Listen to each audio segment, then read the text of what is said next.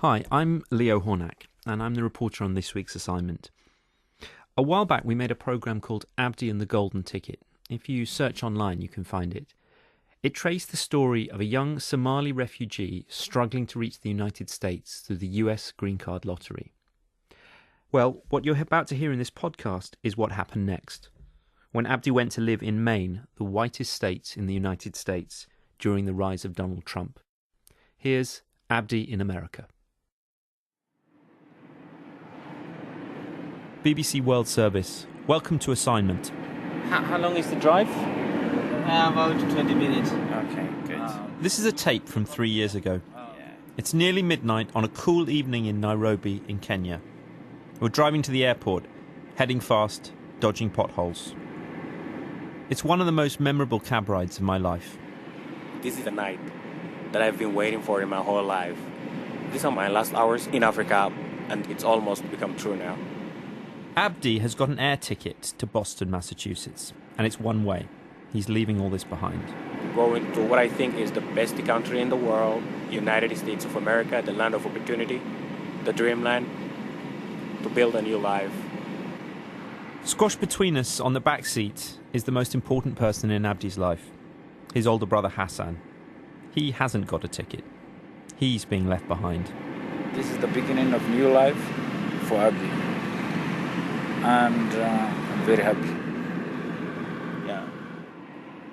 No one's making much eye contact. We are coming close to the airport. I like that. Really. This is very good. After this taxi ride, everything is going to change forever.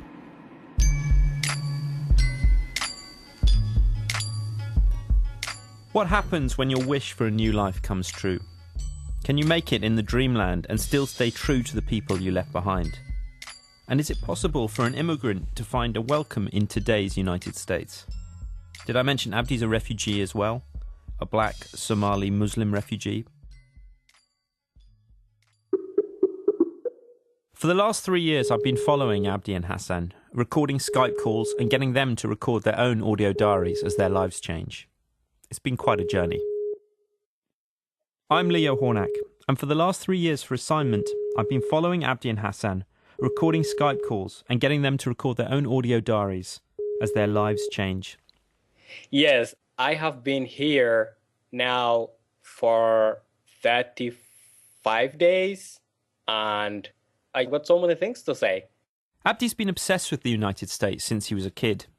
During the civil war in Somalia, he talked so much about going there, people called him Abdi the American as a joke. But some things in the dreamland are still a surprise. American kitchens, for example. There's a machine that washes the dishes. Everybody's telling me, put it right over there, something is going to wash. Something? Then there's how to make breakfast. The other thing is there's this place that we put the bread in, and the bread gets heated. The toaster. Oh my God, that's it. And, of course, American desserts. Ice cream. I had my first lick of the ice cream, and I was like, oh my God, it's pretty tasty. Abdi isn't here in Maine on a refugee visa. He has an official US green card that he won under the US green card lottery. In other words, he got lucky. Getting that visa was an incredible journey in itself. You can hear more if you search online for the documentary we made about it 3 years ago called Abdi and the Golden Ticket. But for now, all that is in the past. And of all the extraordinary experiences of his first weeks in America, there's one that really stands out. It happened at night, he tells me, when a car pulled up, blue lights flashing. This white guy got off the car and he's like, sir, what are you doing here? That's what he said. What are you doing here? Maine is the whitest state in America, more than 94% white. And back in Kenya, where Abdi used to live, Somali refugees know that any interaction with the police can mean demands for bribes, a beating, or worse. So Abdi was worried. Yes, trust me, I was freaked out. I mean, I got really scared. Abdi answered a couple of the officers' questions, and then He said, okay, have a wonderful night, sir. Bye-bye. And I was just looking at him. There's no disturbance. There's no like, give me money. There's nothing like that. Just left me. There's no racism at all. no racism at all. Listen, Abdi might not be used to the rules of American life yet. He might not have used a toaster or a washing machine as many times as you. But he has made it through a civil war and a famine, negotiated al-Shabaab terrorist checkpoints, and dealt with endless cycles of police brutality in Kenya. He's not someone who's easy to deter. And he's got a clear goal for the next few years. I still have to, make my dream come true. And it's to study, go to college, and be the real American. You know what I mean, the real American? No, what? A Somali guy with a degree here in the States, a citizen. The most important thing is to save money for college.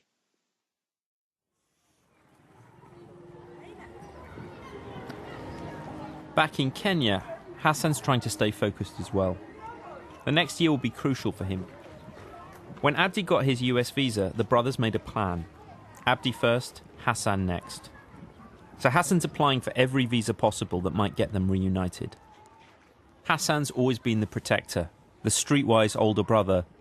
That goes back to their childhood in Mogadishu, Somalia. Our relationship was like, keeping him safe, explaining to him what to do, the right thing, go to school, eat, don't grab a gun, don't play with the, bullets, because bullets and bombs were everywhere. Are you still protective for him? Actually, I think this is his graduation ceremony, US, and I think now he can live his own life.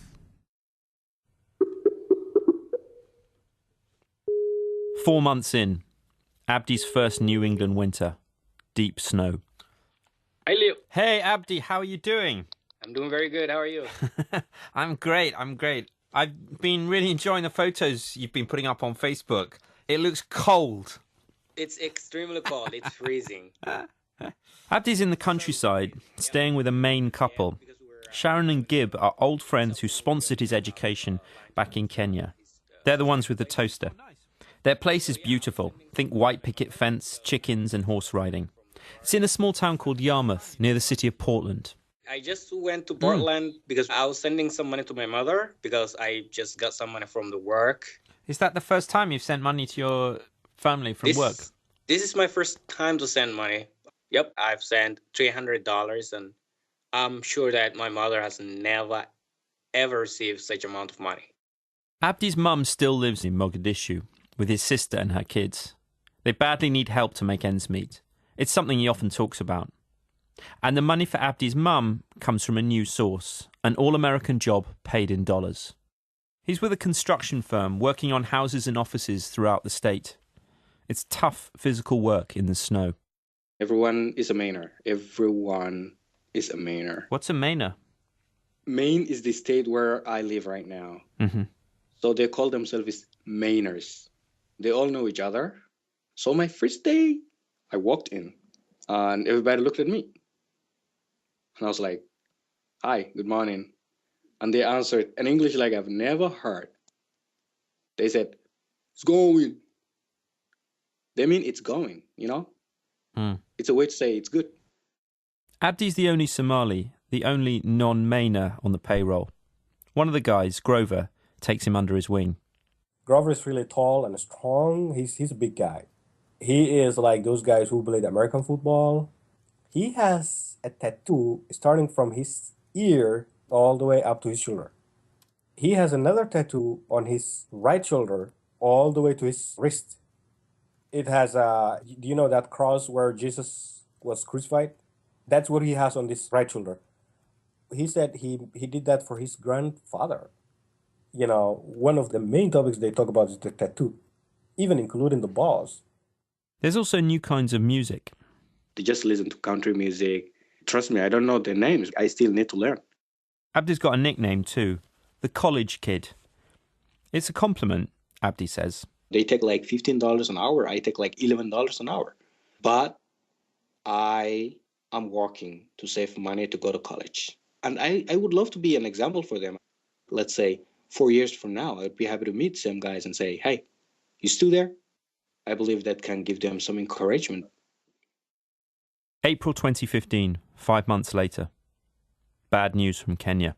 A group of armed men have stormed a university compound in Garissa, a town in the northeastern province of Kenya. Police and ambulances are at the scene. The Islamist terror group Al-Shabaab have staged a huge massacre at a university campus. Al-Shabaab are from Somalia. They're the reason Abdi and Hassan fled the country in the first place. But when Al-Shabaab strike in Kenya, there's often a backlash against all Somali refugees.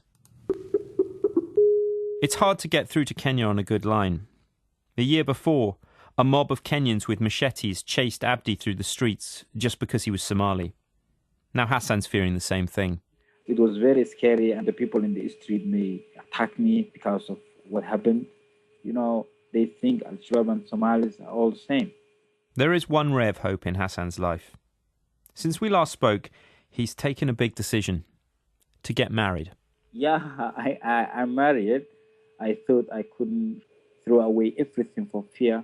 I am trying in the most harsh situation to keep going, to marry, to study. It's time to start a new chapter, he says. Abdi no longer needs his protection. It's tough environment.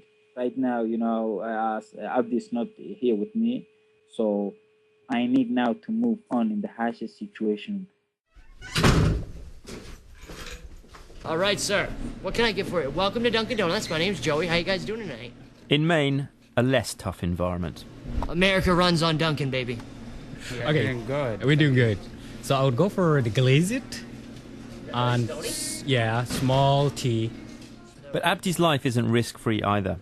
He's finding out that his job has its drawbacks. Sometimes there's a conflict at work. You know, the white guys, except Grover, are all into country music. Grover's always the easiest one of the team to get along with. You know what a country music is in America? I don't really like it, Leo. It's a loud music. They pretty much use guitar, I think flutes, stuff like that. And I'm saying like, no. And then the manager looks at me and he says, you need to be a Mainer. You need to be a Mainer. What it means to be a Mainer is changing. Abdi's living in a state that, like many other places in America, is becoming much more diverse. The whitest state is becoming less white. And right now, one of the most visible and controversial migrant groups in Maine are Somali refugees. Some Mainers don't like the way they've settled in cities like Portland, near where Abdi lives with Sharon and Gib. This is an area dominated by Somalis and other blacks. You can see there are black people in front of us now, so it doesn't make you feel like isolated. This Somali neighbourhood's pretty small. It's just a block or two. But compared to the rest of the city, the tea shops and African grocery stalls stand out.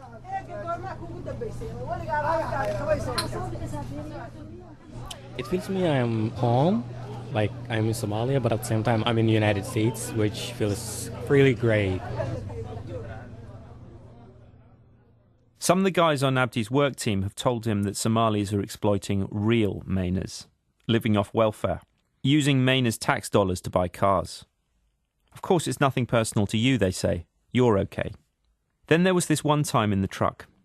One of the guys hit Abdi with a question. He said, what's Africa like? You guys live with lions, stuff like that? And I said, no, you crazy. We don't live with lions. He's like, I wouldn't live there. That's a hell place. Africa. One of the things that keeps Abdi going is the idea that Hassan is fighting to try and reach the US too. And Hassan's got an update on his side of the plan. It's May, the month for green card lottery results. I call him the day after the winners are posted. Apparently everyone in the neighbourhood's been checking their results. Based on the information provided, the entry has not been selected for further processing for the electronic diversity visa program at this time. That means no, right? That means no. Good morning. This is Abdi, and I'm here in Yarmouth. It is Monday, 27th of July. It's now nearly a year since Abdi left Kenya, and a big decision. I'm actually moving to Portland this morning from Yarmouth. He's found roommates in a flat share in Portland. They're all roughly his age, mostly single guys like him, and Somali. Oh yeah, I'm backing up. I am backing up. His old hosts, Sharon and Gib, are there to see him off. He says he's going to miss them, their kindness and advice, but he needs to go. Bye, Gib. Have a good trip. Thank you. We'll hopefully see you again relatively soon. Right. Whenever I can. Yeah. Right. Will you shake your hand? Yes. It's been a pleasure having you here. Thank you. Bye. Bye. Abdi's left his job at the construction firm too. It just wasn't working out. He's found work as a Somali translator at a charity. It's hard work, not great pay, and it leaves no time for applying to college. But it has one advantage. Leo, I had no idea what I was in the middle of when I got here and when I started working with the white people, and I was lost. Completely lost. So what happened is I was trying to be an American. Like I was trying to actually be like these white guys. And I stayed for 1 year with white people. I stayed with Sharon McDonald, her family. To be honest, I was like very cautious 99% of the time. With his new place in Portland, it's different. Like when I want to eat something, I can eat it with my hands, with African guys. So that's exactly what it feels like to be with the communities that I understand. All these changes aren't putting Abdi any closer to the big goal, building an American career and getting educated. He tells me he's noticed something in Portland. Many of the Somalis have been in the US for years, but only a few ever progress from low-skilled jobs. Even fewer reach college. There's a reason, Abdi says. That kind of white-collar American dream needs regular cash savings, but all the Somalis who try and save money in Maine are running on the spot to support people back home, brothers and mothers. I'm not able to save money at all. I am not the richest man in the United States. There's a limit. I myself have a medical insurance in the US. I have a car insurance, lots of different things in the US that it's so hard to explain to my mother. This is the system, this is the country. If you have to pay the thing.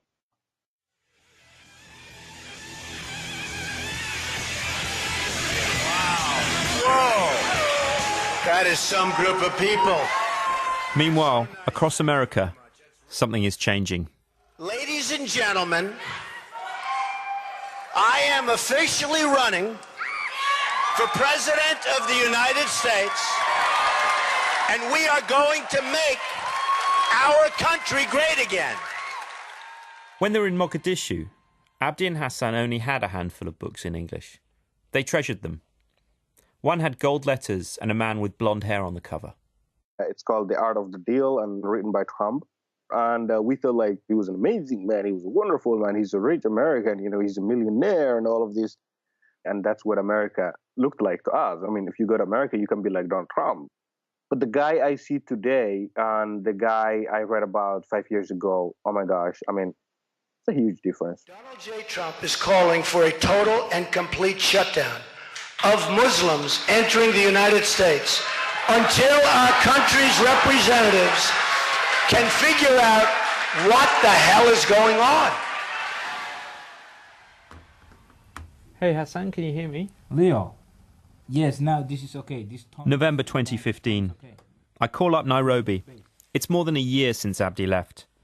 Hassan and Nusra have big news. Twins. That was big news after big news.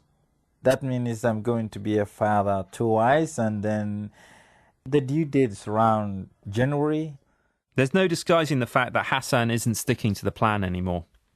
How will he ever join Abdi in Maine if he's starting a family? Hassan says Abdi was also sceptical about his decision to get married. He suddenly calculated that the reason I married is I want him to support me. And he went into a sudden defense. He asked me a question, why this time? And I said, I don't know, because you left, I'm alone here, and I need at least to move forward a bit, to at least make a family.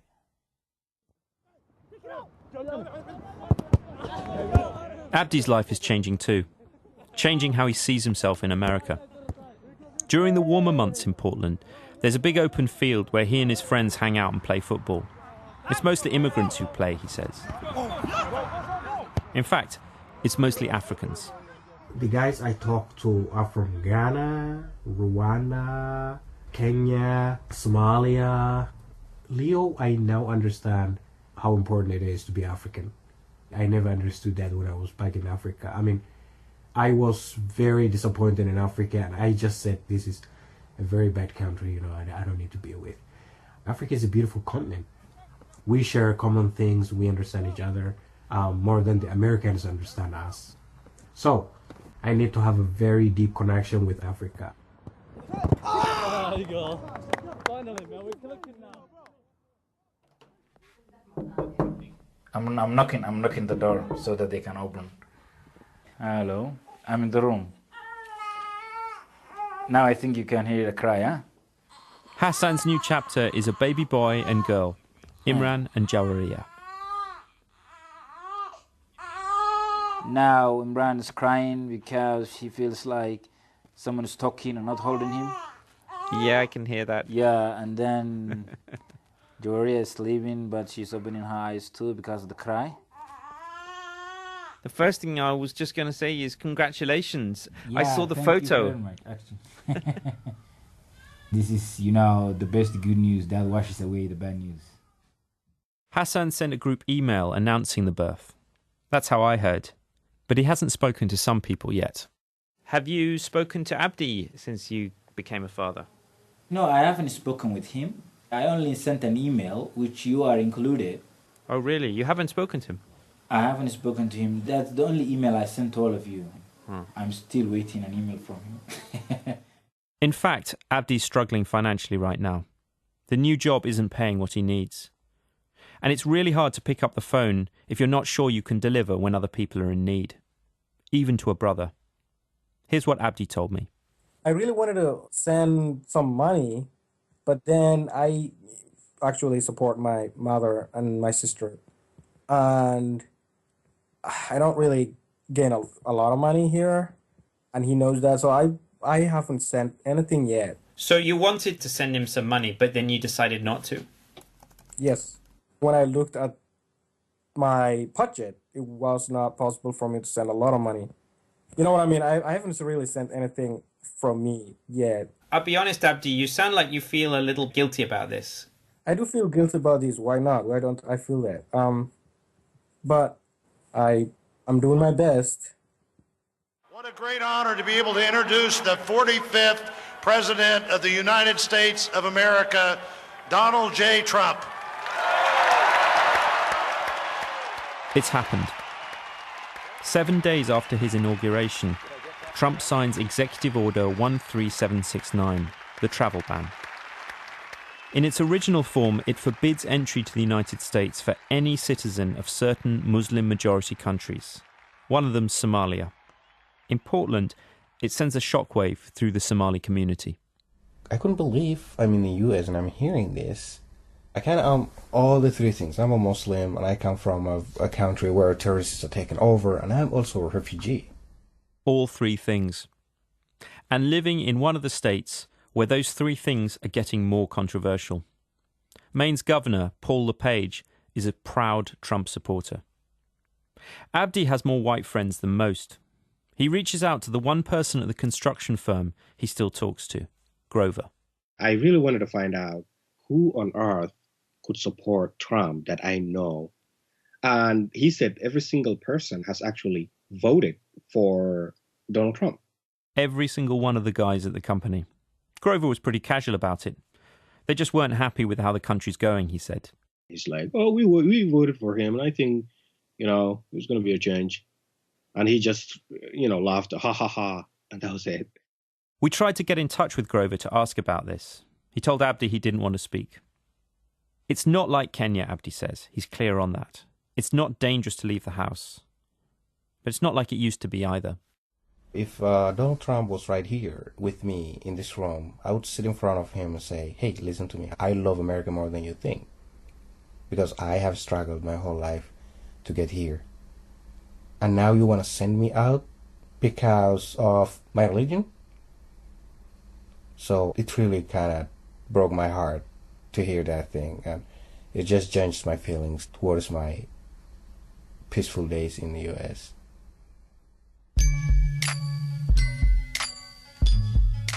That was more than 6 months ago.